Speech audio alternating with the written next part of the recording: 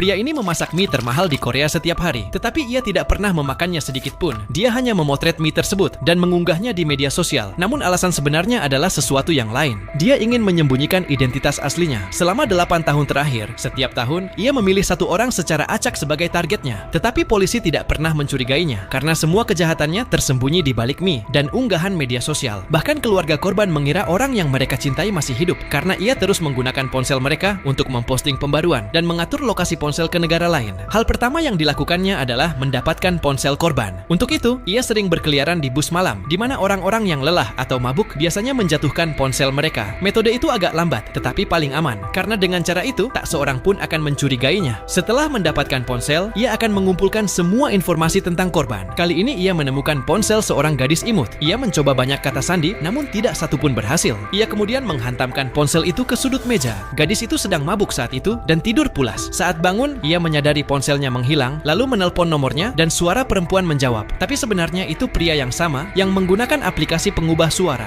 dan mengatakan bahwa ia menemukan ponsel itu di bus, tapi ponselnya sudah rusak. Kemudian ia memberi alamat toko reparasi ponsel dan menyuruh gadis itu untuk mengambil ponselnya di sana. Gadis itu tidak curiga sedikit pun. Ia pergi ke alamat yang diberikan. Itu adalah bangunan tua terbengkalai yang hampir tak ada orang yang datang. Saat masuk ke toko, ia melihat ponselnya dan layarnya memang rusak. Penjaga toko yang sebenarnya pria yang sama memberinya sebuah formulir. Ia harus mengisi semua detail di dalamnya. Yang paling penting adalah kata sandi ponsel. Gadis itu ingin ponselnya cepat diperbaiki, jadi tanpa pikir panjang, ia mengisi formulir tersebut. Sekarang pria itu memiliki semua informasinya. Ia mengganti kamera ponsel, memasang layar baru, membuka kunci ponsel dengan kata sandi, dan diam-diam memasang sebuah virus di dalamnya. Sekarang setiap data gadis itu akan langsung terkirim padanya. Sebelum pergi, gadis itu bahkan berterima kasih. Ia tidak mengetahui bahwa sekarang setiap tindakan, setiap panggilan, setiap pesan, bahkan arah kamera ponselnya sedang dipantau. Dalam beberapa hari, pria itu tahu semua tentang kehidupannya, dari kebiasaan, percakapan, bahkan rahasia yang tak ia sadari sedang direkam dari ponselnya. Di malam hari saat gadis itu tidur, pria itu mengendalikan ponselnya dari jarak jauh. Ia memeriksa semua pesan dan aplikasinya. Setelah mengumpulkan semua informasi, pria itu mulai merencanakan langkah berikutnya.